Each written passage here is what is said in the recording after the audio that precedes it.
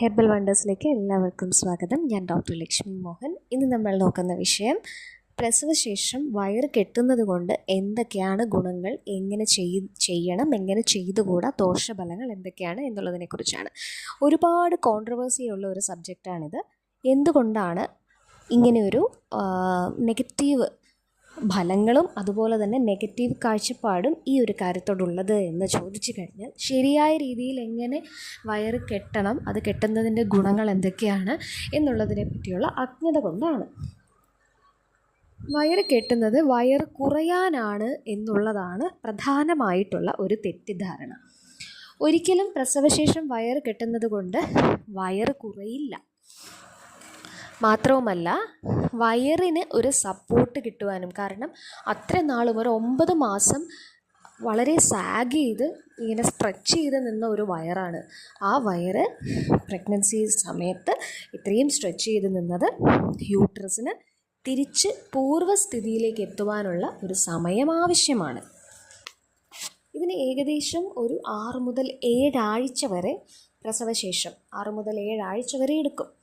അപ്പോൾ കുറച്ച് ആഴ്ചകളൊക്കെ, ആദ്യ 2 ആഴ്ചകളിലൊക്കെ നന്നായി വയറ് പുറത്തേക്ക് തള്ളി തന്നെ ആയിരിക്കും നിൽക്കുക. അപ്പോൾ ഈ ഒരു സമയത്ത് എടുക്കുവാനും, കുഞ്ഞിനെ എടുക്കുവാനും, അതുപോലെ നടക്കുവാനും, അത്യാവശ്യം ജോലികൾ ചെയ്യുവാനുമൊക്കെ ഈ ഒരു വയറ് തൂങ്ങിക്കിടക്കുന്നത് കൊണ്ട് അമ്മയ്ക്ക് ബുദ്ധിമുട്ടുകൾ ഉണ്ടാവാം. അപ്പോൾ ഈ ഒരു ബുദ്ധിമുട്ടുകളെ ലഘൂകരിക്കുവാനും, അതുപോലെ യൂട്രസ് അതിൻ്റെ സ്വാഭാവികമായിട്ടുള്ള സൈസിലേക്ക് ചുരുങ്ങിപ്പോകുന്നതിനെ ഒന്ന് സപ്പോർട്ട് ചെയ്യുവാനും വേണ്ടി ചെറിയ രീതിയിൽ, അതായത് നമ്മളുടെ തന്നെ ഒരു വിരൽ ഈ ഒരു കെട്ടിൻ്റെ അകത്ത് ഇടാൻ പറ്റുന്നത്ര ഗ്യാപ്പിൽ ചെറുതായി ഒന്ന് കെട്ടിവെക്കുക മാത്രമാണ് വേണ്ടിയത്. വയറ് വരിഞ്ഞു കെട്ടി മുറുക്കി വെക്കുന്നത് കൊണ്ട് ഗുണത്തേക്കാളേറെ ദോഷം മാത്രമാണ് ഉണ്ടാവുക. ഇപ്പോൾ പൊതുവായി പണ്ട് കാലത്തുള്ളവർ പറഞ്ഞു വരുന്നത് തോർത്ത് ചുറ്റുക എന്നുള്ളതായിരുന്നു. പിന്നെ ചിലർ ഷോൾ ചുറ്റുന്നതിനെ പറ്റി പറഞ്ഞു വരാറുണ്ട്. ഇത് എങ്ങനെയാണ് വയറ് മുറുക്കി കെട്ടുക എന്ന് പറയുന്നത് എന്നതിനെ പറ്റി ഒരു വലിയ ധാരണയൊന്നുമില്ല. ശരിക്കും പറഞ്ഞാൽ അതൊരു തെറ്റായ ധാരണയാണ്. വയറ് ഒരു സപ്പോർട്ടിന് വേണ്ടി അത്യാവശ്യം ലൂസിൽ ശ്വാസം വിടാൻ പറ്റുന്ന രീതിയിൽ മാത്രം കെട്ടിവെക്കുക. അത് നിങ്ങൾക്ക് എപ്പോഴും കെട്ടിവെക്കേണ്ട, ഇടയ്ക്കൊരു 1 to 2 hours മാത്രം ചെയ്താൽ മതിയാകും ഒരു ദിവസം. അതുപോലെ തന്നെ ഭക്ഷണം കഴിച്ച ഉടനെ കെട്ടിവെക്കരുത്, ഭക്ഷണം കഴിക്കുന്നതിന് മുൻപേയും കെട്ടിവെക്കരുത്. ഇതിനിടയ്ക്ക് കിട്ടുന്ന ഒരു സമയം മാത്രം.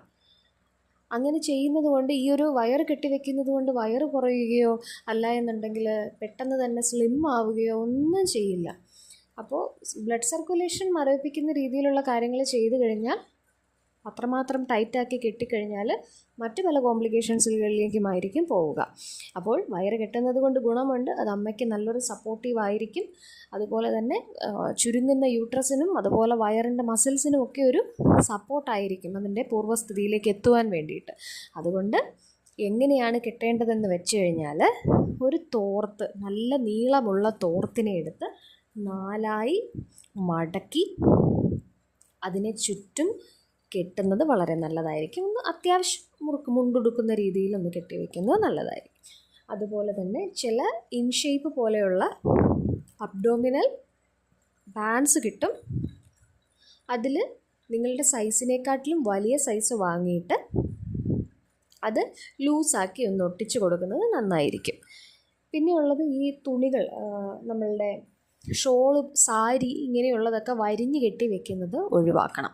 അങ്ങനെ ഒരിക്കലും നിങ്ങൾക്ക് നിങ്ങളുടെ പൂർവ്വസ്ഥിതിയിലേക്കും ഒന്നും മാറാൻ വേണ്ടിയിട്ട് സാധിക്കുന്നതല്ല. പ്രഗ്നൻസിയുടെ ഭാഗമായിട്ട് എന്തുകൊണ്ടാണ് വെയിറ്റ് കൂടുന്നത്, എന്തുകൊണ്ടാണ് ഫാറ്റ് കൂടുന്നത് എന്നുള്ളതിനൊക്കെ ധാരാളം റീസൺസ് ഉണ്ട്. അപ്പോൾ മദർഹുഡ് എന്ന് പറയുന്നത് ഒരു പ്രോസസ്സാണ്, അതൊരു ജേണിയാണ്. അപ്പോൾ അതിൻ്റേതായ മാറ്റങ്ങൾ, ഒരു അമ്മയുടേതായ മാറ്റങ്ങൾ ഇമോഷണലിയും ഫിസിക്കലിയും എല്ലാം കാണും, മെൻ്റലിയും എല്ലാം കാണും. അപ്പോൾ അതിനൊരു മാറ്റത്തിലൊന്നാണ് ശരീരത്തിലെ ഫാറ്റ് എന്ന് പറയുന്നത്. അപ്പോൾ ഈ ഫാറ്റിന് മിൽക്ക് പ്രൊഡക്ഷനുമായിട്ടൊക്കെ വളരെ വലിയ ബന്ധമുണ്ട്. അപ്പോൾ നിങ്ങൾ ആ ഒരു ലെവലിൽ വേണം ഇതിനെ കാണാൻ വേണ്ടിയിട്ട്.